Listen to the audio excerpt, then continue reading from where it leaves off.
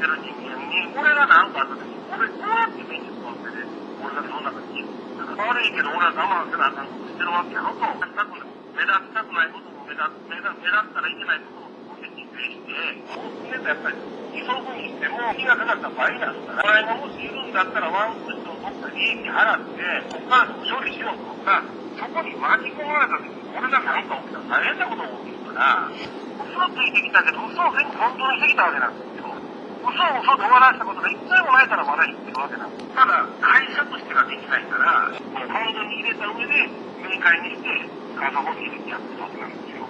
継続にするわ。ということで、先週全部処理したんで、4月いいらしいんですって。ああ、そうじゃあ、それで領収書あんねやったら、またその払い金なの税金かかるか知らんけど、その昔の形に払ってやるしかないやろと。で、払いの弁護聞いとけよ。いう話を僕は言ってる。これは俺で初詣まで持っていく。だけどなって悪いけど、人は苦しだったら、もう、いくらで楽だって気持ちだったら、あれとして居直るしかないんや。居直ったら生きられへんねん。けど、居直ることをさせたらあかんから、まあ、きちっとしとけ。居直るぞ、絶対に。居直るぞ。